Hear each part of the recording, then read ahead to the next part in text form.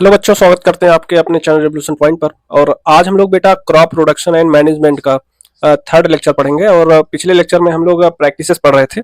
Practices में बेटा हम लोग एडिंग मैन्योर एंड फर्टिलाइजर पढ़े थे, इरिगेशन पढ़े थे, और इसके पहले हम लोग प्रिपरेशन ऑफ सॉइल, इन सारी चीजों के बारे में पढ़ चुके हैं। अब बेटा आज का जो हमारा टॉपिक होगा वो होगा वीडिंग।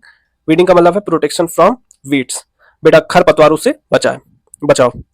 बेटा खेत में फसल के साथ उगने वाले अनवांटेड पौधों को बेटा हम खरपतवार कहते हैं। अनवांटेड मतलब जिसकी हम बेटा इच्छा नहीं करते हैं। और बेटा खेत में खरपतवार की वृद्धि बेटा बहुत ही हानिकारक होती है, क्योंकि वे मिट्टी में मौजूद बेटा पोषक तत्वों को कंज्यूम कर लेते हैं। और बेटा ये वीड्स फसल की उपज और ग्रेन की गुणवत्ता को कम करते हैं। इसीलिए खरपतवारों को बेटा समय समय पर हटाना बहुत जरूरी होता है। और बेटा खरपतवारों की हटाने की प्रक्रिया को बेटा हम निराई कहते हैं। अब हम जानेंगे बेटा खरपतवार हटाने की विधि। बेटा खरपतवारों को नियंत्रित करने के लिए बेटा हम केमिकल्स का यूज करते हैं। और बेटा जो केमिकल यूज करते हैं बेटा उसे हम वीडीसाइड कहते हैं। देखेंगे हम लोग the undesirable plants which grow along the cultivated crop are called weeds. बेटा खेत में फसल के साथ अनवांटेड जो पौधे होते हैं, उग जाते हैं, उन्हीं को हम बेटा क्या कहते हैं? खरपतवार कहते हैं। उसके बाद क्या है? The growth of weeds is harmful because they consume the nutrients present in the soil. ये क्या करते हैं बेटा? कंज्यूम कर लेते हैं जो भी न्यूट्रिएंट्स हमारे सॉइल में प्रेजेंट होते हैं। उसके बाद क्या है? Reduce the crop yield and quality of food grains. ये क्या करते हैं बेटा? ये जो उपज होती है उसको कम कर देते हैं। उसके बाद क्या है बेटा? जो हमारे पास फूड ग्रेन्स है उसकी क्वालिटी को भी ये कम करते हैं। It is necessary to remove the weeds from time to time. बेटा क्या है? वीड्स को हमें टाइम टू टाइम क्या है? रिमूव करते रहना चाहिए, हटाते रहना चाहिए। उसके बाद क्या है? The removal of weeds is called weeding. बेटा जब हम लोग वीड्स को हटाते हैं इसी को हम क्या कहते हैं बेटा? निराई कहते हैं, वीडिंग कहते हैं। अब हम लोग देखेंगे मेथड ऑफ रिमूविंग वीड्स।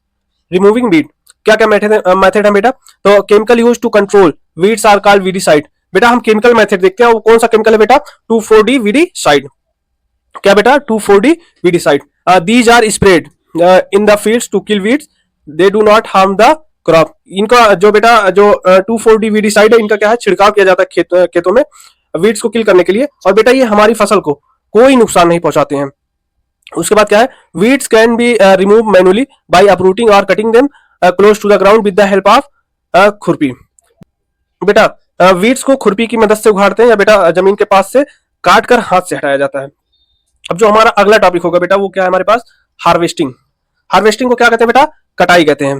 बेटा जब हम पके हुए फसलों को काटते हैं, इस प्रक्रिया को हम क्या कहते हैं? कटाई कहते हैं बेटा। और बेटा जो कटाई होता है ये हसिया या हार्वेस्टर मशीन से किया जाता है। तो देखेंगे the cutting of matured crops is called harvesting. बेटा जो पके हुए फसल होते हैं उन्हीं को हम क्या उन्हीं की कटाई को हम लोग क्या कहते हैं? हार्वेस्टिंग कहते हैं। उसके बाद harvesting is done by manually by sickle और बाय मशीन कॉल्ड हार्वेस्टर। बेटा इनको किससे कहा जाता है? या काटा जाता है या तो हसिये से काटा जाता है या फिर एक मशीन से काटा जाता है, जिसको हम लोग क्या कहते हैं? नेक्स्ट हमारे पास क्या है? थ्रेशिंग। हम लोग देखेंगे थ्रेशिंग क्या है। बेटा कटाई के बाद बीजों को उसके बाहरी आवरण से अलग करने की प्रक्रिया को बेटा थ्रेशिंग कहते हैं। जैसे बेटा क्या है? बीज के साथ क्या होता है? भूसा होता है। जब हम लोग भूसे को अलग कर देते हैं इसी को क्या कहते हैं बेटा? थ्रेशिंग कहते हैं। और बेटा इसे कंबाइन या थ्रेशर मशीन से किया जाता है। जो थ्रेशिंग की प्रोसेस होती है किससे किया जाता है? ये कंबाइन से किया जाता है या मशीन से किया जाता है। तो देखेंगे after harvesting the seed grains are beaten so that they are separated from its outer covering chaff. Chaff को हम लोग क्या कहते हैं बेटा? भूसा। This process is called threshing. इसी प्रक्रिया को हम लोग क्या कहते हैं बेटा? थ्रेशिंग कहते हैं। It is done bye with the machine called combine और थ्रेशर। ये बेटा किससे काटा जाता किससे इसको किया जाता है बेटा? थ्रेशिंग किससे किया जाता है? एक मशीन है कंबाइन और बेटा थ्रेशर। अब हम लोग देखेंगे बेटा विनोइंग। विनोइंग क्या होता है? विनोइंग को बेसिकली हम लोग क्या कहते हैं बेटा? ओसाई कहते हैं गाँव में। उसके बाद थ्रेशिंग के बाद बेटा बीजों को बेटा भूसा और घास से अलग किया जाता है। किसकी मदद से? हवा की मदद से। इसी को हम लोग क्या कहते हैं बेटा? विनोइंग कहते हैं। और बेटा जब हवा चलती है तो बेटा क्या होता है? अनाज को ऊंचाई से नीचे गिराया जाता है। और बेटा अनाज जो भारी होता है वो सीधा जमीन पर गिरता है और भूसा क्या होता है बेटा? हवा के साथ साथ उड़ जाता है। और बेटा क्या गांव में इसे क्या कहते हैं? ओसाई कहते हैं। तो देखेंगे after threshing the seed grains are separated from chaff and hay with the help of wind called winnowing. इसी को हम क्या कहते हैं बेटा? विनोइंग कहते हैं, ओसाई कहते हैं। The grains are made to fall from a height in the blowing air. जब हवा चलती है तो क्या हम ग्रेन को ऊपर से गिराते हैं। The grains being heavy fall straight to the ground and chaff and hay being much lighter are carried some distance away by the wind। जो भूसे होते हैं बेटा वो उड़कर कुछ दूर जाकर गिरते हैं। अब बेटा हम लोग देखेंगे अपना अगला टॉपिक क्या हमारे पास? Storage of food grains. क्या बेटा? अनाज का भंडारण। हम लोग अनाज का भंडारण कैसे करते हैं? तो बेटा कटाई के बाद फूड ग्रेन्स को ठीक से संग्रहित करना क्या बेटा, स्टोर करना बहुत ही ज्यादा जरूरी होता है। और बेटा काटे गए अनाज में क्या होता है, नमी अधिक होती है, इसलिए नमी को दूर करने के लिए बेटा उन्हें धूप में ठीक से सुखाया जाता है, फिर इन्हें स्टोर किया जाता है। और बेटा स्टोरेज किसमें करते हैं बेटा, किसान जूट के बोरे में करते हैं, मेटल से डिब्बे में स्टोर करते हैं। और बेटा घर में स्टोर करने के लिए क्या क्या प्रोसेस है, इसको क्या किया जाता है बेटा, सूखे नीम के पत्ते के साथ बेटा इसको क्या किया जाता है, स्टोर किया जाता है। और बेटा नीम का पत्ता क्या करता है, इंसेक्ट्स और क्या करता है, जो माइक्रो ऑर्गेनिज्म होते हैं उससे क्या है, प्रोटेक्ट करता है। तो हम लोग देखेंगे बेटा, after harvesting it is important to store the food grains properly. बेटा क्या है, कटाई के बाद बेटा फूड ग्रेन्स को स्टोर करना बहुत ज्यादा जरूरी है।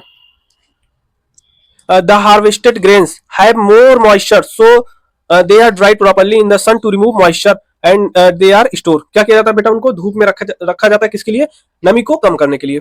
Farmer stores grains in jute bags and metallic beans. इनको बेटा किसमें स्टोर किया जाता है, जूट बैग में या बेटा टीन के डिब्बे में।